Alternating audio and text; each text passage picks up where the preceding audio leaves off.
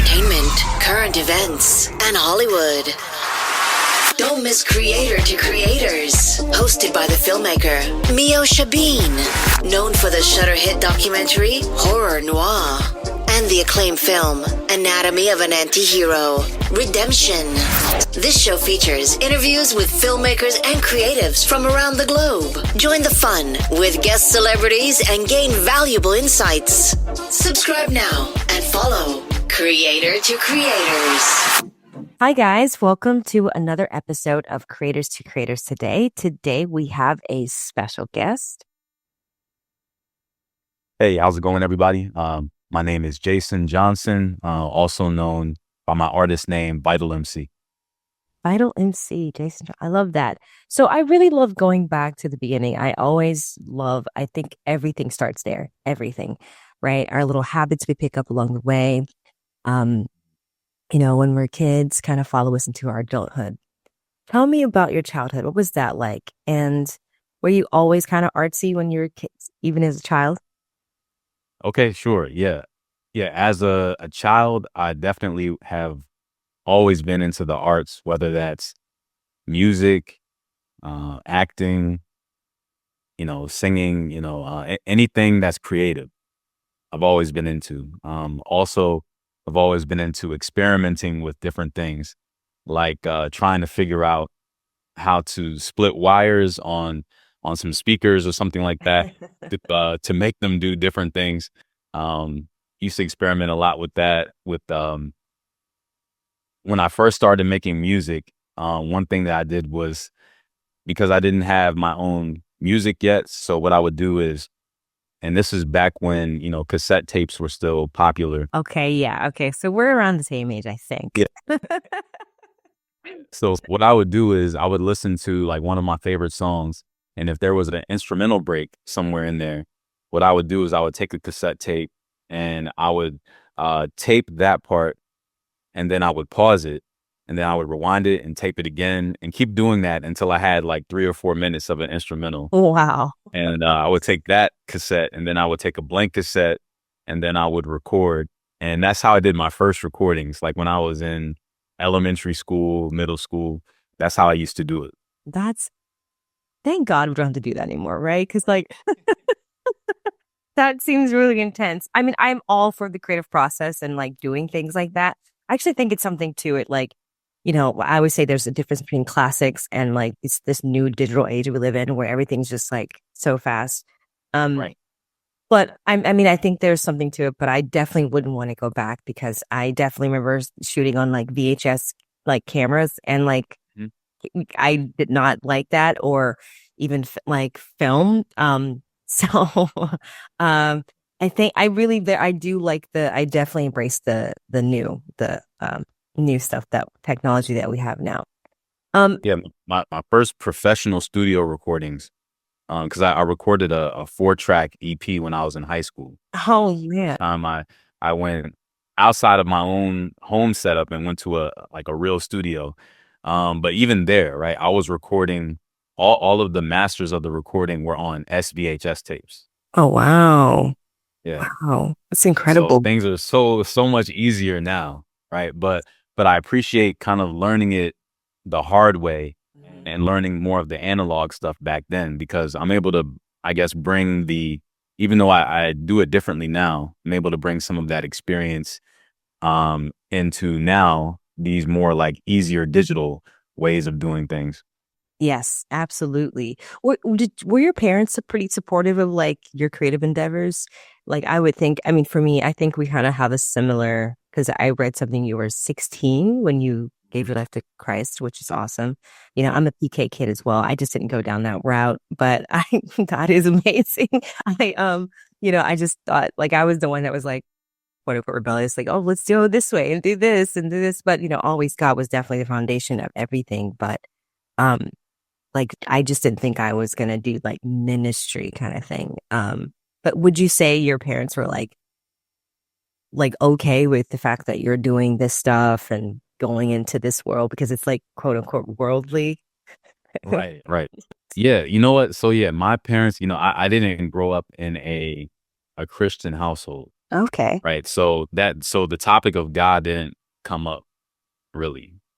But um around the time that I did become a believer in Jesus, around that, maybe like a year before that, I moved in with my dad. So prior to that, I was living with just my mother, because my parents divorced when I was like maybe 2 or 3 years old. It was a long time ago. So Mm. this was like the first time I ever really lived with my dad, and I would say my dad was always supportive of my music.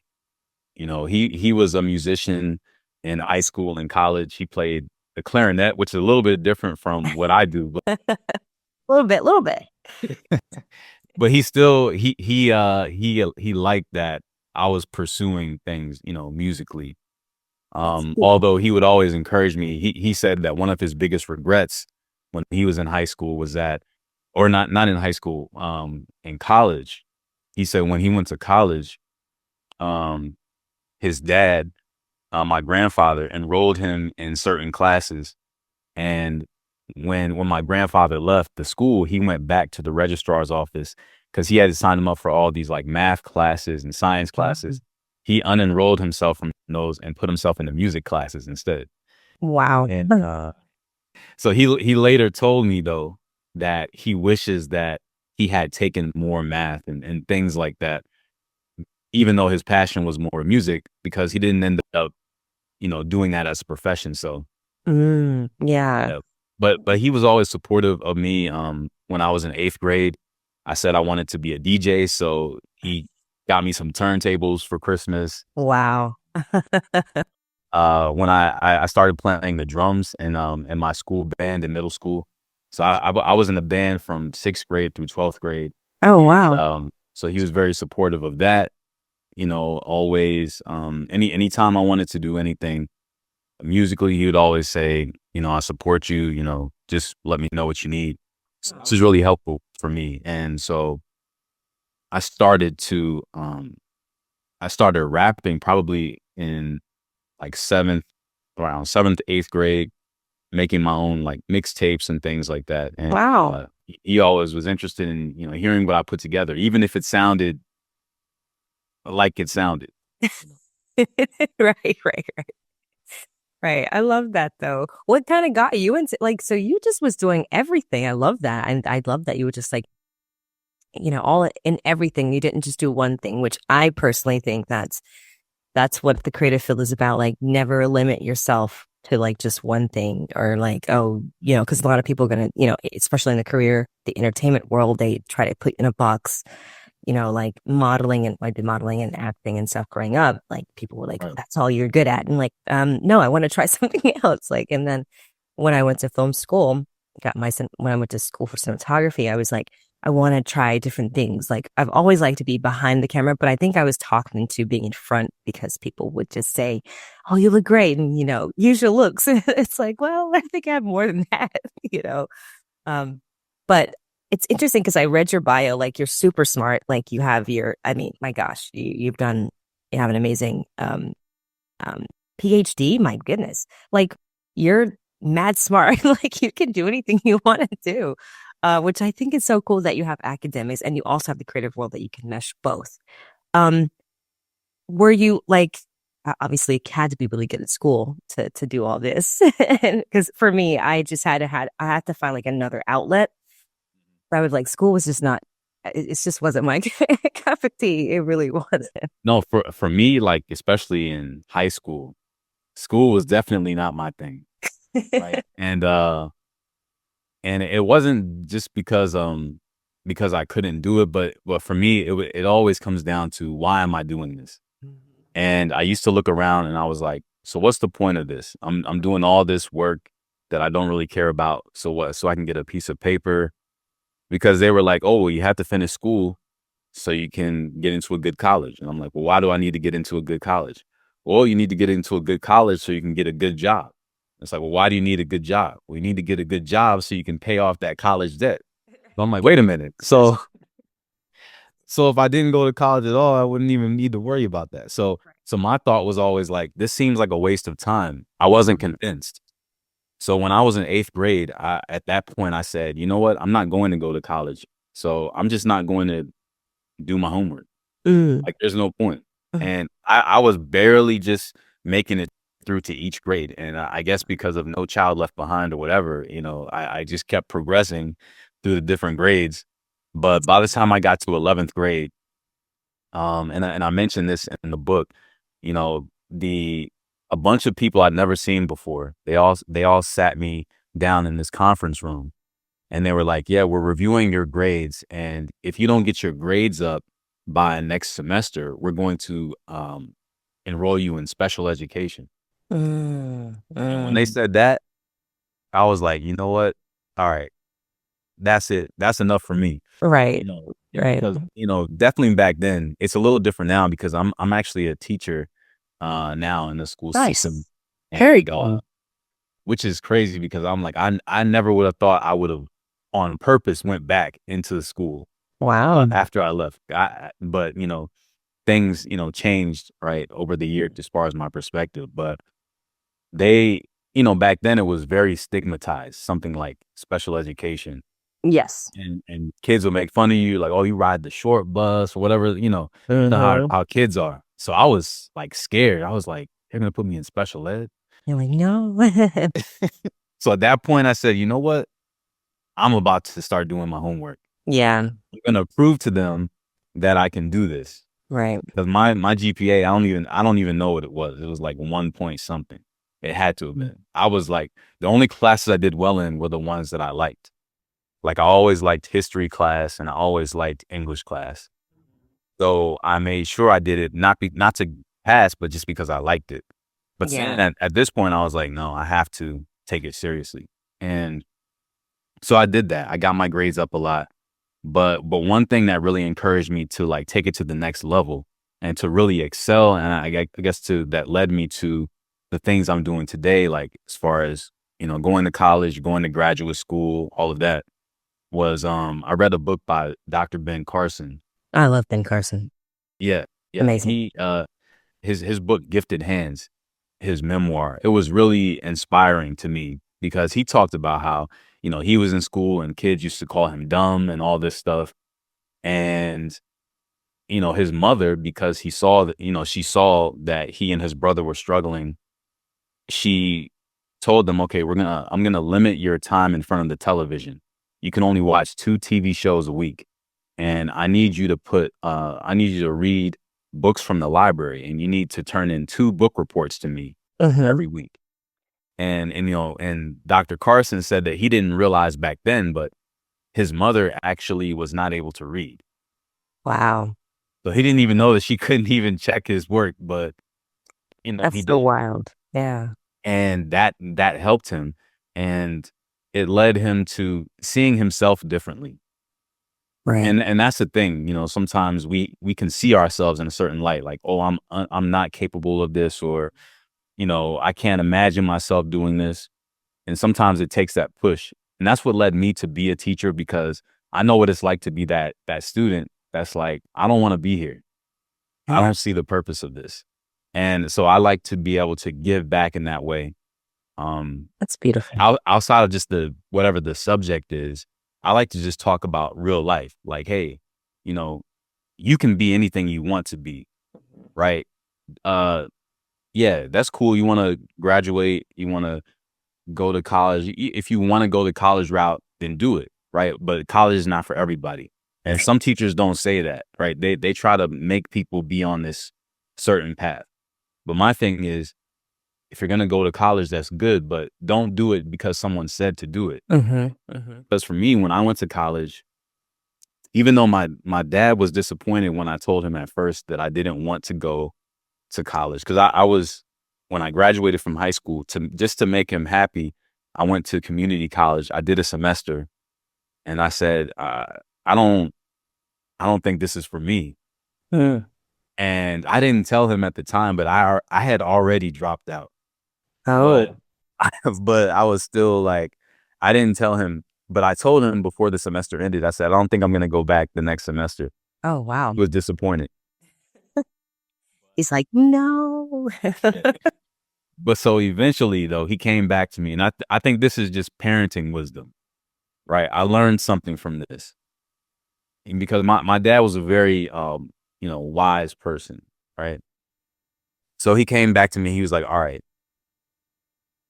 since you're in college and you're telling me you don't want to be in college anymore, I need you to write me a college essay explaining to me how you're going to support yourself if you don't go to college and what your plan is for the next few years."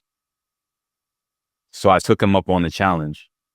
I put the report together and I gave it to him, and he looked at it and he read it and he was like, "You know what? This makes sense. I support you in that." I love that. He didn't force me. So then later, when I was 21, that's when I decided on my own to go to college That's without cool. anyone having to push me. By this time, I was self-motivated and I had a purpose for going. Mm-hmm. Yeah. Yeah, and that you're gonna definitely can continue on that road because it's like it's your choice. I love Right. that. I love that. I love that you mentioned the book, which I really wanted to get into because I really I got to check it out a little bit. Grace plus Truth, which is a really interesting title, and how to walk in faith. I think that's so. I'm all about that, honestly. I'm such a like affirmations and words are power, and words are life.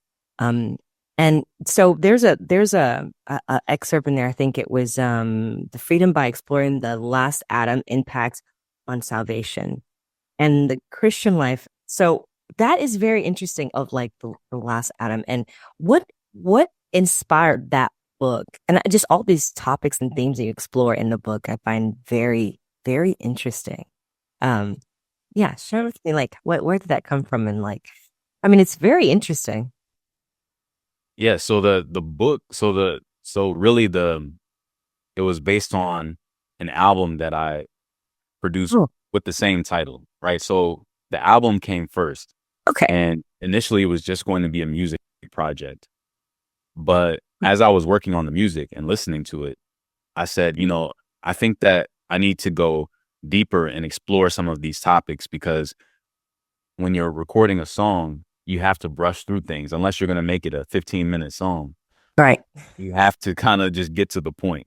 Yeah. So I wanted the book version I saw as like a supplement to the music album just to let it breathe a bit and explore some of the topics more deeply. And so the idea of the last Adam, the Bible refers to Jesus as the last Adam, Mm-hmm. and he's called the last Adam because he's being compared to the first Adam, which is like, the story of Adam and Eve. The book of Genesis says that the first two people God made were Adam and Eve. And this first Adam, he was made by God to be perfect. And because he violated God's law, he lost that. Right. And anyone that came after him is now subject to his falling away from God by disobeying him. And so the whole story of the Bible, because sometimes people don't know what the Bible is about.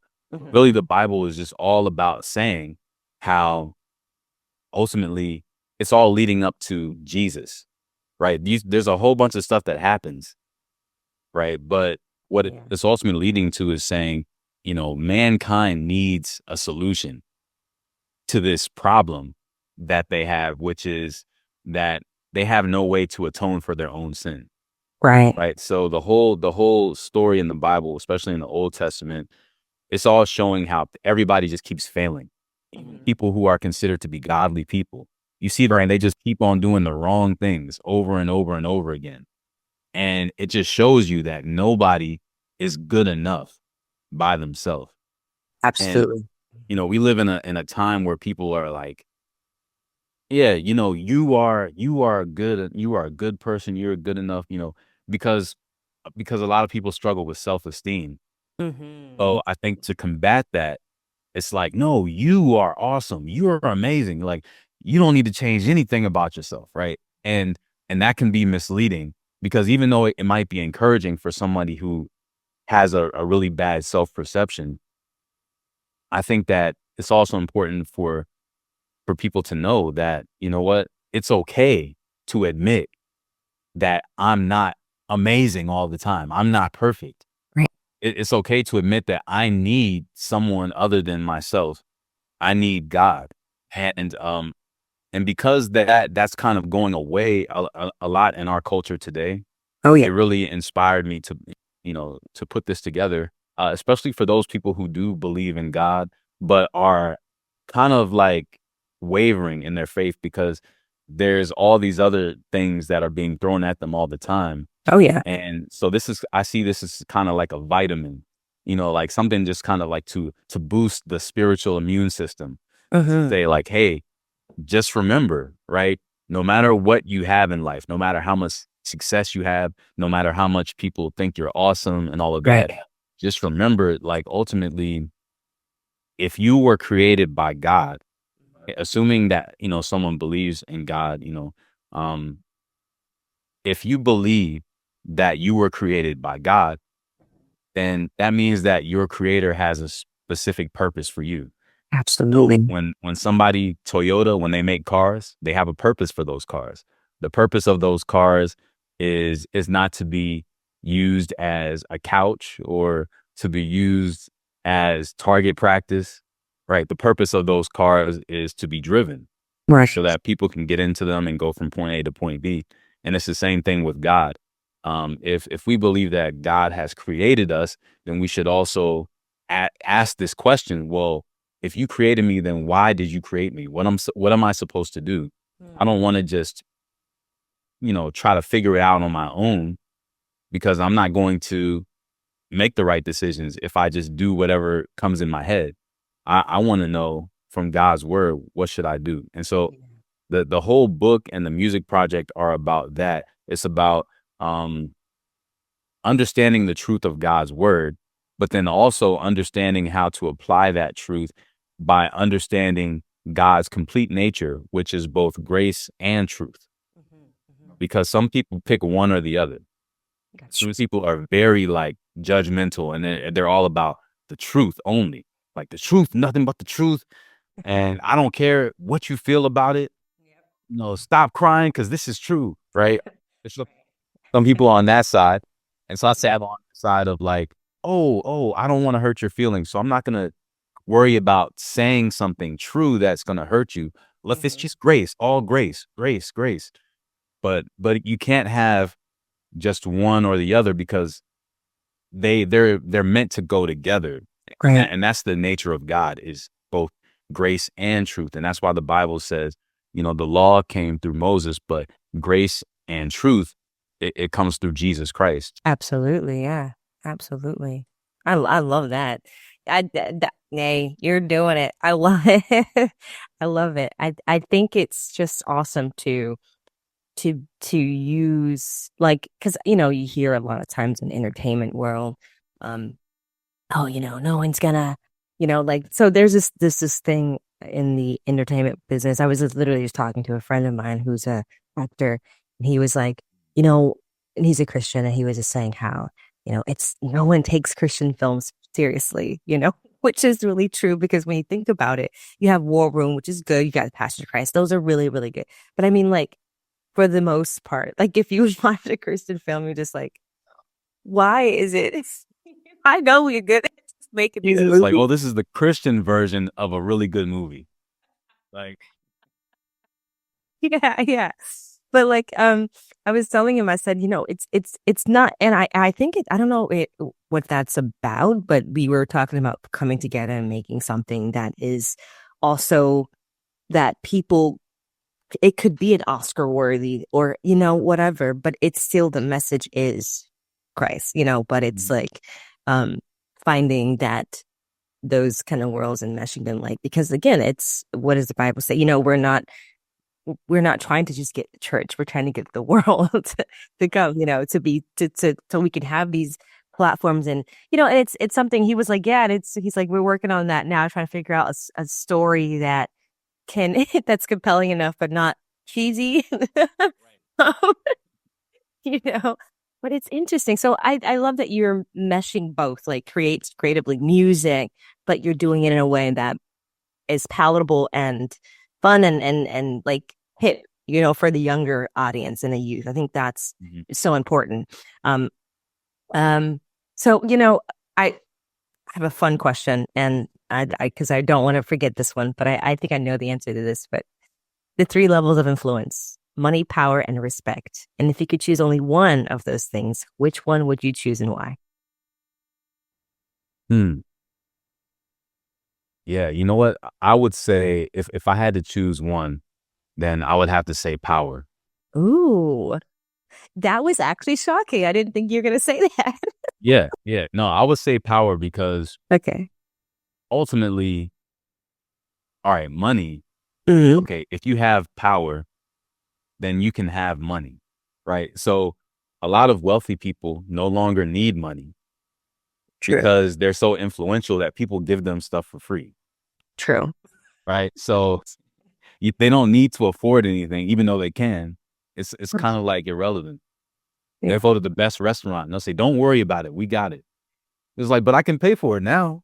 It's like, no, no, no, no, we got this, and we're gonna give you special treatment. Right. Top of that, while we charge everyone else that's sitting over there, but no, not you. Right. With power comes that kind of influence to where money is not necessarily important. When it Mm. comes to respect, I would say, yeah, respect is very important to me.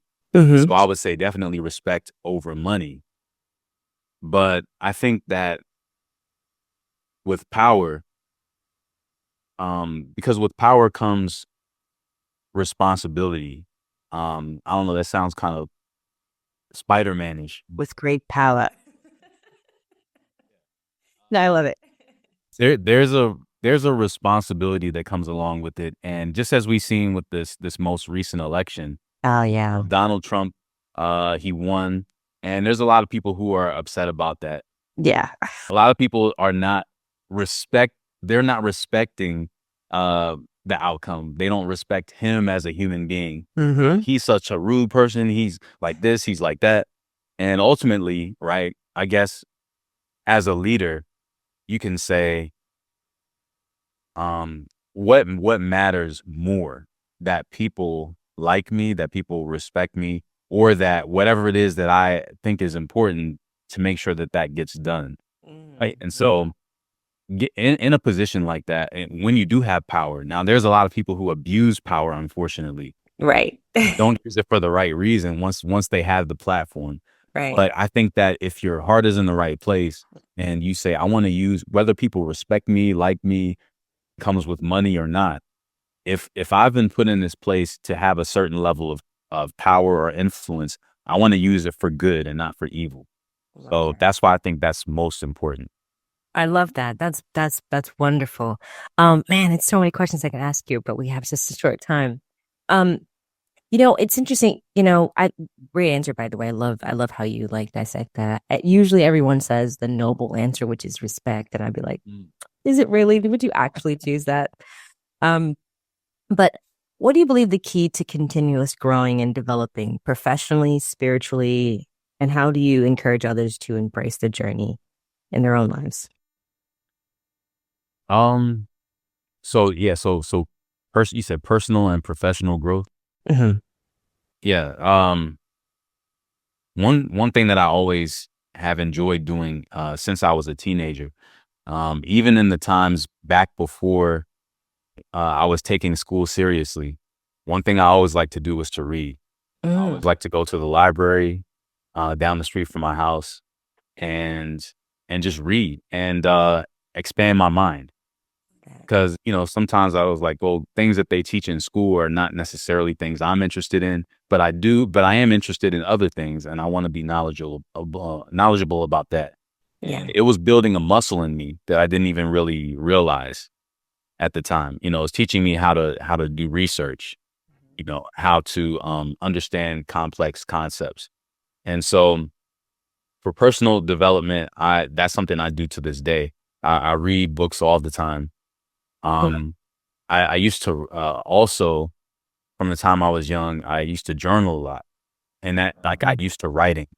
And this is one of the things that I think is crucial for people because we live in a time where we have AI, and AI seems to be taking over everything. Yeah. And um, even when it comes to writing, right? So with my book, I noticed that there's a lot of people who are writing books with AI, and I'm not going to knock people for that if that's the only way they can do it, if they don't feel confident in their skills. Uh-huh. But I do think that people are losing the art of creativity when it comes to writing. Uh-huh. Because if you can't write something without AI, then is it really you? Uh-huh. Like, is it really your voice? Like if, Stephen King, for example, he Yeah. came out with a new novel, people who have been reading Stephen King since the 70s are going to be disappointed if there's now this Stephen King novel written by AI, because they're going to be like, well, was it written by Stephen King or Right, guy Stephen? No, right. it's different. It's like it loses that special thing. And so that's one of those things that I always challenge myself in professionally, even though it's way easier to Mhm. rely on some of these tools. Sure. Um, because I spent so many years, I guess, doing it the hard way, and actually developing that, learning how to communicate and how to write, express my thoughts without relying on that. Yeah. I think that those people who continue to do that are going to stand out, because the market's going to be oversaturated with people who are using AI, and True. the ones who actually are writing for real, they're going to stand out because their stuff is not going to sound like flowery in that certain way Yeah. how AI produces stuff. So Right. that's a challenge I have for people. I know not everybody's going to agree with that, but it's just to say, just because it's there, it doesn't mean you have to just jump on the bandwagon Yep. with everything that's popular. Don't lose the art of, taking what's within you, because it's only in you. Yeah. There's no other you on the planet. So only you have the unique life experiences. Only you have the unique way of explaining things and all that. So you don't have to compare yourself to anybody else and say, well, I can't write like that, or I can't sing like that. It doesn't matter, because the fact that it's coming from you is what makes it so powerful. Absolutely.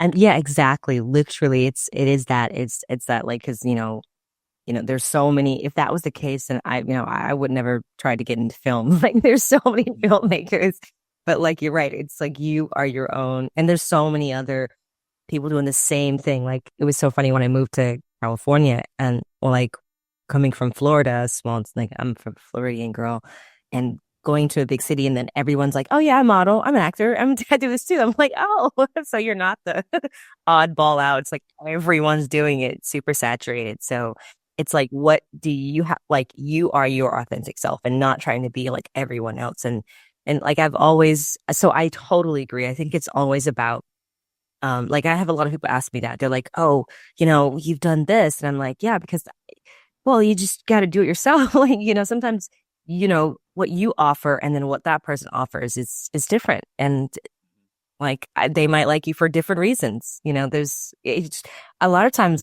for me, it was never about my resume. Like, I've noticed, even when I've got the job over people that had way more experience than I have. And I think that is also favor from God. Absolutely. 100%. But I do believe that, a lot of people they just like good people, like people that are just really easy to work with, and not just, So I think there's a lot of things, and you're right. There's only one version. There's only one you. So go out with that, and yeah, absolutely. Oh man, this is a great conversation. I really enjoyed this. Like, you took me to church. I think I got a good, like, this is great.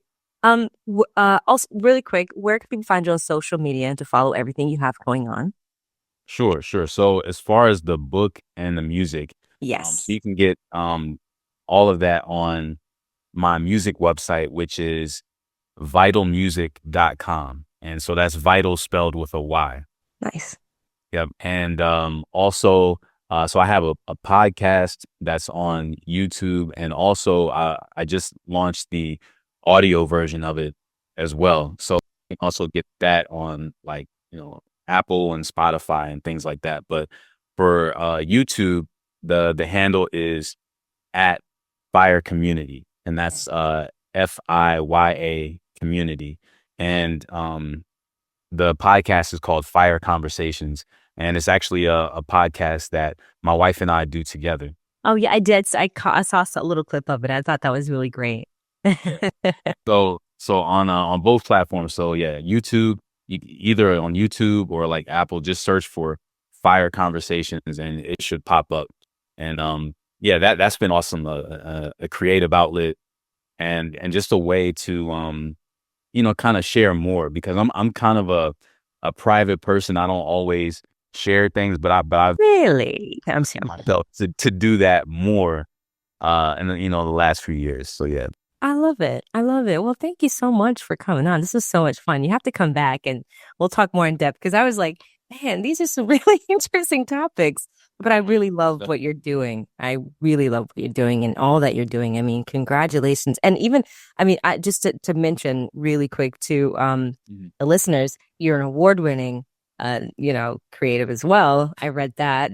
That's pretty awesome. And just like congratulations on everything you got going on. I love what you're doing. More power to you. Yeah. Thank you. Appreciate it. Absolutely. Nice to hang out with the Bean. I love that. Yes, I love the Bean. Yes, absolutely. Nice to hang out with you too. And thank you all for listening. And always remember to live, love, laugh. We'll see you guys next time.